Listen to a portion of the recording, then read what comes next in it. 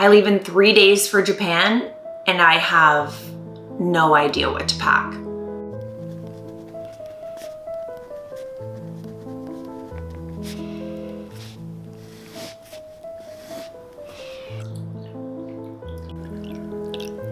I think the question isn't so much what to pack, it's more what not to pack. The thing is, I'm going to the biggest city in the world, Tokyo, and I know there's gonna be a lot of really cool stuff there that I'm gonna wanna buy. On top of that, I can pack really lightly and just pick up whatever I'm missing when I get to Japan. So I guess this is more of a video of what not to pack when going to Japan. Okay, so this doesn't just apply to Japan, but anywhere that you plan on traveling to, this is a hack. Take it from someone who was a flight attendant for 7 years, packing light is always the way to go. Not only are you going to skip out on overweight charges when you're checking your bags, it also just leaves so much more room for you to pick up fun little souvenirs, clothes, skincare products, all the things that you just can't get back home. So I fully intend on bringing a big suitcase, don't get me wrong,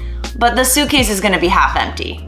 Things that you do wanna make sure that you're packing, especially when you're going halfway across the world, are things that you will probably have a more difficult time getting there. Think prescriptions, glasses, contact lenses, things that you're not gonna be able to just pop into a corner store and pick up yourself. I am also making sure to be prepared to deal with jet lag. So I'm gonna be bringing a couple things with me, one of them being this new melatonin that I just discovered.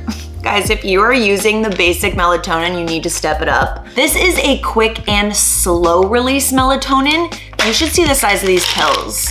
They're literal horse pills. So they have layered slow and quick release, so it helps you to fall asleep and stay asleep. The reason why I'm bringing jet lag stuff with me, apart from the obvious, is that I can't really read Japanese. Might come as a shock to you. But I don't wanna be like trying to find medications, prescriptions, anything when I am there that I don't 100% trust or know. I also am gonna wanna try and kick the jet lag as soon as I land in Tokyo. Okay, since I leave in 3 days, I should probably start packing.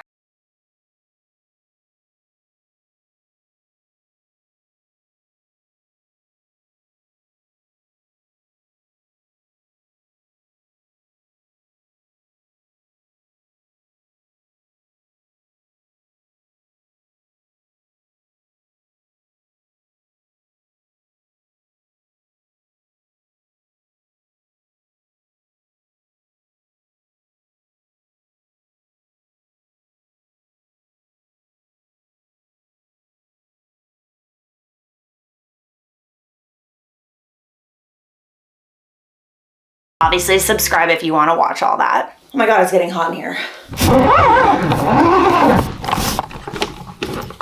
Like, just look at all this space. But keep in mind that half of this bag is going to Japan empty. I'm just being proactive with the fact that I know I'm gonna shop. I already have taken requests from my brother who wants these fancy Japanese knives. Like, I'll probably get one for myself too. So I really don't wanna be limited in what I can bring back with me. That being said, I'm going to be packing super light. You know when you're planning on going on a trip somewhere and you're like, I don't know what to wear, what's the style in Tokyo? Guess what? Pack lightly, fulfill that need to shop, and you can buy all of the outfits that suit that city that you're going to.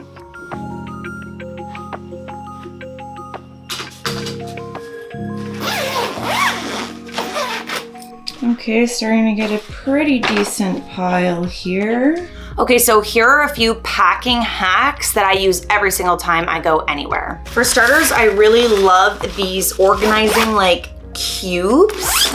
These make pulling out stuff so much easier. If you wanna put all of your shirts into one spot, but you don't wanna like unfold everything else that you already have packed in your luggage, maybe the shirt's right at the bottom, you can just pull this cube out, search for your shirt, zip it back up, and place everything back in your suitcase. I'm telling you, these things have actually made my life so much easier. The other little hack that I'm actually new to and also got on Amazon, but I can already tell tell that this thing is going to be a game changer is yet another packing cube. However, this packing cube has a little surprise. Basically, this packing cube turns into a little closet. Look at this. See these hooks on the top? These are for hanging inside of a closet, which is perfect if you are booking small capsule hotels or any small hotel room. And then I kind of like this like bottom section for putting dirty laundry, maybe a dirty pair of shoes, so that it's just kind of separated from the rest of your clean luggage. I'm definitely bringing my Apple Watch. This may kind of go without saying if you're a big watch person. I'm personally not, but the one thing that I really like about the Apple Watch, and I've already set the watch up to do this, is that it will show the current time in the time zone that I'm in, and it'll also show the time back here in Ottawa. This will be super helpful for when I'm trying to set up meetings, send emails, and just connect with people back home. Okay, let's talk about my carry-on. This bag, I just got this bag from Lululemon. I was kind of looking for a solid carry-on bag for a while. I have an absolutely massive laptop.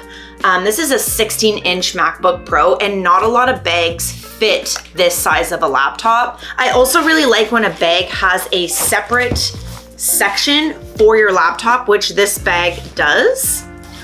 So it's easy to pull in and out when going through security. It's got a really nice big main compartment with some little pockets inside for you to organize. I always bring a sweater. Anytime I've traveled on a plane and haven't brought a sweater, I have greatly regretted it. I'm basically bringing enough stuff with me to like camp out and feel as cozy and comfortable as possible, because this is a 15-hour flight. So you best believe I am bringing the neck pillow to end all neck pillows. This thing luckily like kind of squishes up like pretty small, but it's like a memory foam neck pillow. It takes up a lot of real estate in my backpack, but I think it's gonna be worth it. Another thing I'm gonna be bringing, because it is such a long flight and I don't care how weird I look, are compression stockings. You guys, if you are not on the compression stocking bandwagon, you need to hop on that ASAP. These are gonna help with circulation, varicose veins, and preventing blood clots. They're basically super tight stockings that I'm just gonna wear the entire flight. Okay, the last few things, I know I already mentioned melatonin, but I'm not gonna bring this great big huge bottle. I just have a little pill container that's going to hold all of my melatonin and any other supplements and prescription medication, which I don't take any, but if I were to take any, I would just use a little pill container like this. I really like traveling with 4 Sigmatic Reishi Chill. This is just another way that I like to relax on a plane, especially on a long flight like this. This is their cacao mix. So they have little individually packed packages for you to make your own like cozy hot chocolate. I love hot chocolate. Mix it with a little bit of decaf coffee maybe if you're feeling crazy. But one of these really helps me to relax my mind and body, which is exactly what I want when I'm trying to beat jet lag. And because the melatonin is just not enough for a 15-hour flight, I'm trying out Dream Water. Just an FYI, I am not sponsored by any of these brands. I saw this on TikTok and apparently it is like the best thing for long flights. I bought it at Shoppers Drug Mart. It was $14 for 4 bottles. I think I'm definitely gonna take 2 bottles maybe for my flight there. Let's see how big these things are. So this is 100% a herbal remedy for sleep. I think maybe I'll have one for there, give one to Deb so we can both head off to our dreamland, and then save the other 2 for our flight home. They also make sure to package them in, I think these are 74 milliliters so that they are safe to go through security. So stay tuned to see if Dream Water actually sends me to dreamland or not. I always pack a bag that I call my like electronic bag. It will have my chargers, cords, my external hard drive, because I do like to work on a plane, especially on a flight that's this long. And then lastly, this one might sound a little bit crazy, but I do not care. I will 100% be that person on the plane wearing a face mask, because my skin gets so dry and scaly. And you know when you get off the plane and like your breath smells, you have halitosis, your skin looks messed up, you look like you haven't slept in like 14 days. It's all about hydration hydration. So I'm going with the hydrating hyaluronic acid face mask. I do not care. I will be wearing this on the plane. And guess what? I'm going to arrive in Tokyo at 4 p.m. on Sunday, fresh as a duckling. Just you wait and see. We're gonna be stepping out. I'm definitely not gonna be stepping out. I will be exhausted when we land. But I mean, like, why not? I don't care. Like, it's going in the carry-on. On top of having little organizational bags for my clothes, I also like to have organizational bags for my camera gear. I really like that this is a way to protect and compartmentalize all of my equipment that I'm gonna be bringing. My microphones, my camera lenses, my GoPro, all of the different handles that I'm gonna be bringing. So I definitely recommend traveling with something like this that's going to also easily be pulled out of your luggage and thrown into a backpack if you're going on a day shoot. It's just a great place to store extra SD cards, battery packs, chargers, and kind of keep everything all in one place. Well, I feel a whole lot more prepared now for my flight that takes off in 72 hours. From now until then, I still need to go get my hair, makeup done, go to a wedding, a different wedding, a wedding here in Ottawa, one of my best friends, Aaliyah. Shout out! So the next 72 hours is absolutely hectic, on top of actually having to drive 2 hours to Montreal because the Ottawa airport sucks and there are no direct flights, let alone indirect flights anywhere. But I'm feeling a lot more prepared. Honestly, traveling with less creates so much more space in my mind and in my heart that I feel just a lot more prepared going all the way to Japan.